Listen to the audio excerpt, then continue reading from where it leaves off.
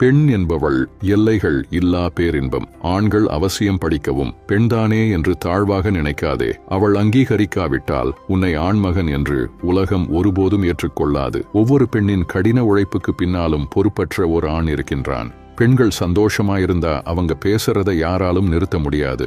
சோகமாயிருந்தால் அவங்கள யாராலும் பேச வைக்க முடியாது. பொண்ணுங்க சிரிச்சா அழகா இருக்கும், ஆனால் அந்த சிரிப்புக்குள் 1000 கவலைகள் இருக்கும். பெண் ஒரு அழகிய இசைக்கருவி. இரைச்சல் வருகிறதே என்று குறை சொல்வது முட்டாள்தனம். இசைக்க தெரியவில்லை என்பதை ஒத்துக்கொள்ளுங்கள். கோபத்தில் முகத்தை திருப்பிக் கொண்டு சமாதானத்திற்காக இயங்கும் பெண் குழந்தையாகிறாள்.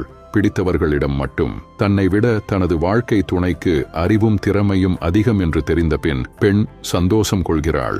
ஆண் சந்தேகம் கொள்கிறான். பெண்களுக்கு வீரமான ஆண்களை விட அன்பான ஆண்களை தான் மிகவும் பிடிக்கும். 1000 பேர் எதிர்த்து நின்று நம்மீது பழி சொன்னாலும், தவறு நம்மீதே இருந்தாலும், நம்மை விட்டுக் கொடுக்காமல் இறுதி வரை போராடும் உறவுக்கு பெயர்தான் மனைவி. யார் மீது கோபம் வந்தாலும் அதை பிடித்தவர்கள் மீது காட்டுவதே பெண்களின் குணம். ஆணின் அன்பை உணராது எந்த பெண்ணும் சந்தோஷமாக வாழ்ந்ததில்லை. பெண்ணின் உணர்வுகளை புரிந்து கொள்ளாமல் ஆண்கள் இவ்வுலகில் எதையும் சாதித்தது இல்லை. பெண்களின் மனதை அறியும் நூல் எந்த நூலகத்திலும் இல்லை.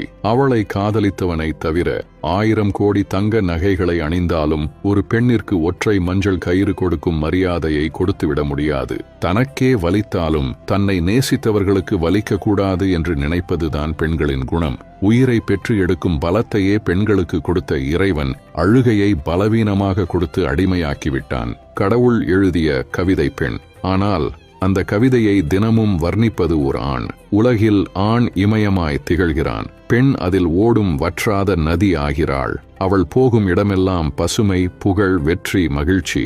ஒரு பெண் திமிராக இருப்பதற்கு அவளின் ஒழுக்கமும் நேர்மையான அன்பான குணமே காரணம். பெண்களுக்கு மரியாதை கொடுங்கள்.